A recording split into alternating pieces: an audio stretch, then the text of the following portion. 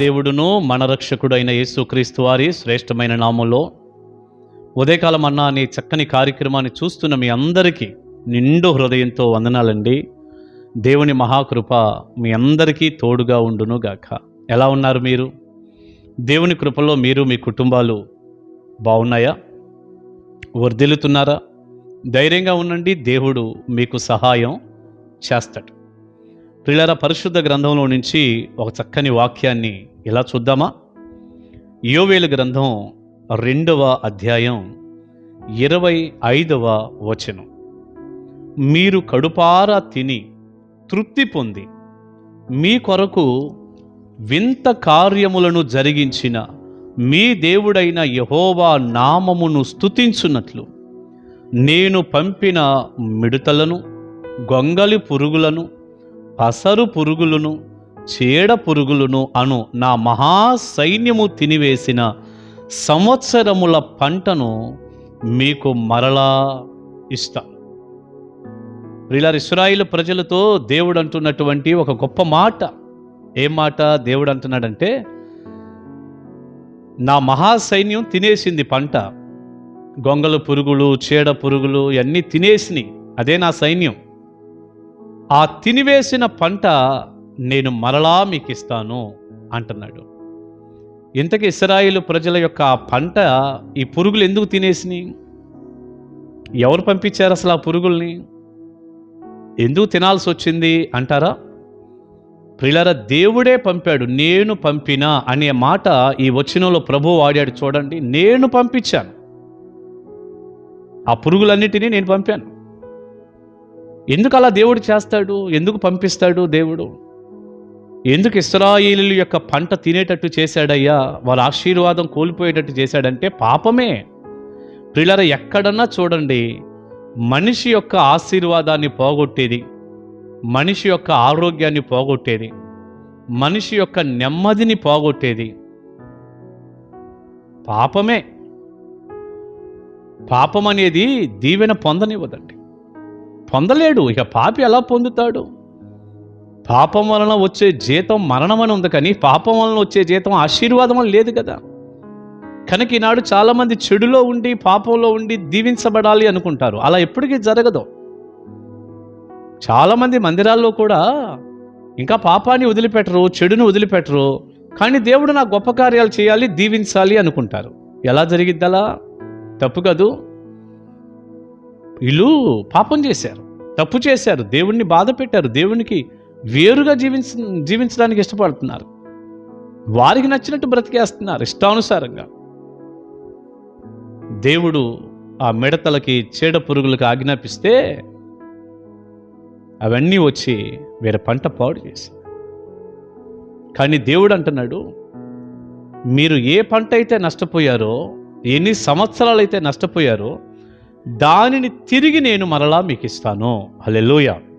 ప్రియబిడ్డ, మంచి ఉదయకాల సమయంలో మీ జీవితంలో ఏదైనా సరే నష్టపోయారా?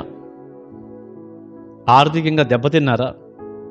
ఉద్యోగ విషయంలో, వ్యాపార విషయంలో, కుటుంబ విషయాల్లో చాలా లాస్ వచ్చిందా? తినేసాయా పురుగులన్నీ? అంటే ఒక నష్టం ఏర్పడిందా? లాస్ కలిగిందా? పోగొట్టుకున్నారా ఏదైనా? దేవుడు అంటున్నాడు, పోయిందంతా నేను తిరిగి ఇస్తాను. హల్లెలూయా. పోగొట్టుకున్నదంతా సమృద్ధిగా నేను మరలా మీకు అనుగ్రహిస్తాను అంటున్నాడు. అయితే మనం చేయాల్సినటువంటి పని ఏంటో చెప్పున? దేవుడిస్తాడండి, దేవుడిస్తాడు. మనం చేయాల్సిన పని పాపము నుండి బయటికి రావటం, చెడు నుండి బయటికి రావటం, దేవుని సన్నిధిలో నమ్మకంగా జీవించటం. అంతే,